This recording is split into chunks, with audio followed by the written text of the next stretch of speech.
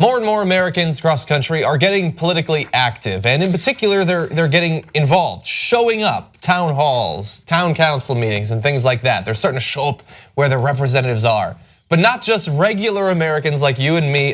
Dave Chappelle recently showed up unannounced at a city council meeting in Ohio, where he of course lives, and he began to speak about the relationship, often strained, between police and the residents of that area. And so we want to roll a small section of his comments. We all knew Officer Grody because his sister was my music teacher. We all knew Officer Banner's children. We all knew Officer Nippers' children. And now we are being policed by what feels like an alien force. Huge gaffe on New Year's Eve. I saw it all go down. I was there with my children, and I was there with my friends and neighbors. In all fairness, the crowd was drunk because it was New Year's Eve. And I left early because nobody felt completely right. So I am trying to be balanced and fair. But what I did want to know is, what is this pool of law enforcement that you can pull a chief out of that is special enough to police this town, which is wildly weak? So I would beseech the council to look deeply and to look hard, because this is a golden opportunity.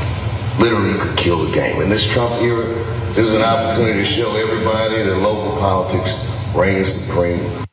So there, the incident he referred to is on New Year's Eve. There was a taser use by a police officer, which caused a lot of protest in that area. And that's not his whole comments. You can watch the whole comments online. But he did talk about, in his own past, he's had his personal safety protected by police officers. He's not anti-police. He likes the way it used to be when it felt like it was a little bit closer to the community. And certainly for that town, but we know that it's across the country, it's not like that anymore. Yeah, so I love a couple of things he's doing here. Number one, he's doing activism. This is getting involved. And look, I love protests, and there's a lot of different ways that you can get involved. I think voting makes a huge difference. Encouraging other people to vote makes a huge difference. But also showing up and having your voice heard by your local city council. Yeah. Oh, that's perfect. And the right wing hates it when left wing celebrities use their power to try to get positive change in the world. They're like, ugh, positive change, right? Now they love right wing celebrities who are like, I want lower taxes and I believe in guns, right? They're like, oh yes, Ted Nugent, Ronald Reagan. Oh, I love you, Scott Baio, whoever the hell you are, Chachi, right? So. Now, I like it when celebrities use their considerable power, because when Dave Chappelle shows up, people pay attention, right? Yeah. Even the folks there, they're like, one of the guys in the back was like, that's Dave Chappelle. Anyway, and so he says, all right, let's do something about policing in this community, Let's fix it together. We got a unique opportunity. And the second reason I liked it is the contrast that he drew up there about the old times and the new times. And we talk about this a lot in regards to policing. And it's not, funny enough, it's not a black and white issue.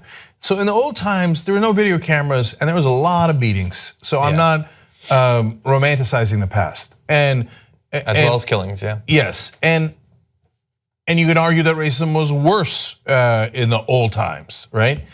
But there were some things that were better in the old times. So as Chappelle points out, you used to know your local cops. They were from your neighborhood. Now they sometimes bring in cops oftentimes not from your neighborhood, and it's like an occupying army. The guys who did this originally were the LA cops. I mean, look, there's a lot of different communities that did it, but LA was early on. They brought in cops from the South, a lot of them from Alabama and other places, and they didn't live in LA, they didn't live in the communities, they lived in Orange County. And they drive in, and then that's why among the reasons why LA cops had a brutal reputation, right? For decades and decades and decades. We also know in some parts of the South, of course, we've tracked police officers who get involved in the shooting, generally of someone who's unarmed. And then we find out what was their recent past. Oh, they've been shuttled from department to department because they keep having incidents. Yeah, and so when your music teacher's brother is the cop, you could talk it through. You could hey, if there's an issue, you talk to your music teacher. She talks to her brother, and he knows you, and he's less likely to beat you up because he doesn't view you as somebody he's occupying. He views you as if you're one of the students there, the kid he's got to protect, right? So it just makes a giant difference. I also think that in the old days, they actually used to say, freeze, you're under arrest. This is taking a couple of seconds here before they shot someone. Shooting someone back in the day was a big deal, right? Now it's like, they're taught like, oh, everything's panic time, and if anybody looks at you wrong, and it's a slight 1% or 1% chance that he could cause you harm, just shoot him, kill him, and shoot to kill.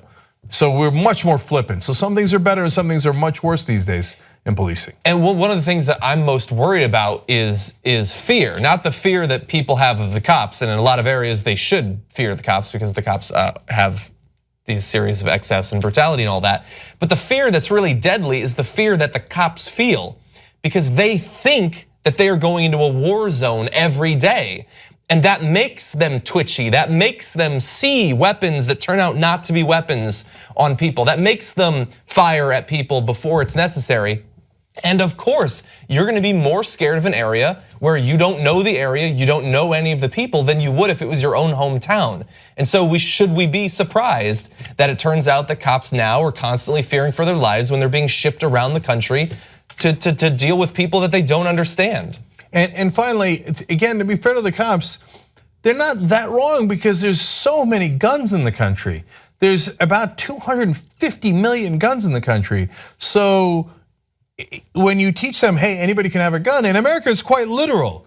That's one of the downsides of having everybody have a gun, is that the cops think, it could be a gun, I gotta shoot, I gotta save myself first. So we need better training. We need to readjust how people are thinking. I think we need gun control. I mean, look, again, to be fair to cops, people argue against doing gun control on cop-killing bullets, the ones that could pierce armor. They're like, no, I mean, I need the armor-piercing bullets. What do you need it for? The main thing you need it for is to kill cops. So things have changed. It's not a black and white issue, but if people like Dave Chappelle show up in their local community, even if you're not Chappelle and you're not a celebrity, it could make a difference. Make sure your voice is heard. And the entire video of Chappelle we'll put in the description box below, and you can watch it through that link. We need independent media to make sure that we hold corporate media accountable. The people that can make that happen is you. You make the Young Turks possible. tytnetwork.com/join. Join us, be the revolution.